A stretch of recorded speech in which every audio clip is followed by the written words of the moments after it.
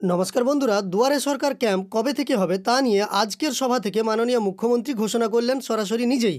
আপনারা জানেন, পূর্ব ঘোষণা মতো আজ 30শে ডিসেম্বর মাননীয় মুখ্যমন্ত্রী মমতা বন্দ্যোপাধ্যায় সন্দেশখালী গিয়েছিলেন এবং সেখান থেকে বেশ কিছু উপভোক্তার হাতে সরাসরি পরিষেবা প্রদান করেন।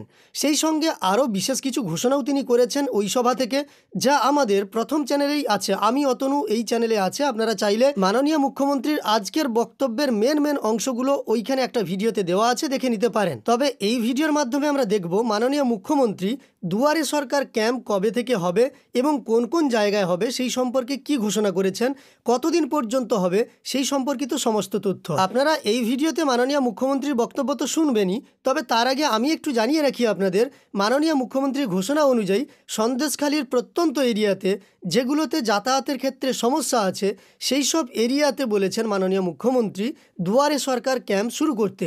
এবং 26শে জানুয়ারি পর্যন্ত যেহেতু সরকারের নানা রকম প্রোগ্রাম আছে, সে কারণে 26শে জানুয়ারির পর থেকে শুরু করতে হবে এই দুয়ারে সরকার ক্যাম্প। মানে জানুয়ারির শেষ সপ্তাহে উনি বলেছেন দুয়ারে সরকার ক্যাম্প শুরু করার কথা। তা শেষ করতে বলেছেন ফেব্রুয়ারির প্রথম সপ্তাহে, কারণ ফেব্রুয়ারিতেই মাধ্যমিক পরীক্ষা আছে। তাই মাধ্যমিক পরীক্ষার আগেই যাতে দুয়ারে সরকার ক্যাম্প শেষ হয়ে যায় সেই ব্যবস্থাই করার কথা মাননীয় মুখ্যমন্ত্রী ঘোষণা করেছেন। তবে এক্ষেত্রে আপনাদের হয়তো মনে হতে পারে যে তাহলে সারা রাজ্যে কি দুয়ারে সরকার ক্যাম্প অনুষ্ঠিত হবে না? এ ব্যাপারে কিন্তু এখনও ডিটেলস কিছু জানা যায়নি। আপনারা এখন মাননীয় মুখ্যমন্ত্রীর বক্তব্যটা শুনুন। তবে এই নিয়ে সরকারের পক্ষ থেকে বিজ্ঞপ্তি আশা করি প্রকাশিত হবে। অনেক দিন থেকেই দুয়ারে সরকার ক্যাম্প হওয়ার কথা ছিল, এখনও পর্যন্ত হচ্ছে না। সে কারণে হয়তো রাজ্য জুড়েও দুয়ারে সরকার ক্যাম্প হতেও পারে, তবে সেখানে ক্যাম্পের সংখ্যা কমানো হতে পারে। দেখা যাক, সেই সম্পর্কিত তথ্য এলেই তো আপনাদের আমি ভিডিও দিয়ে জানিয়ে দেব।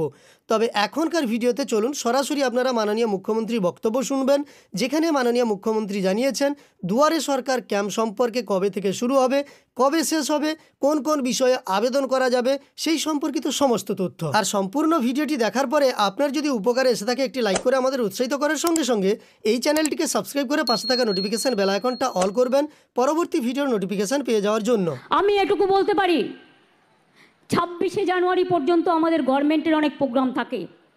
23শে জানুয়ারি নেতাজি সুভাষচন্দ্র বসুর জন্মদিন, 12ই জানুয়ারি স্বামী বিবেকানন্দের জন্মদিন, 14, 15, 16 গঙ্গাসাগরের মেলা চলবে। তারপরে সেই মানুষগুলো ফিরে যাবে 16, 17, 18, 23 তারিখের মধ্যে এসে যাবে নেতাজি সুভাষচন্দ্র বসুর জন্মদিন। 26 তারিখে এসে যাবে প্রজাতন্ত্র দিবস।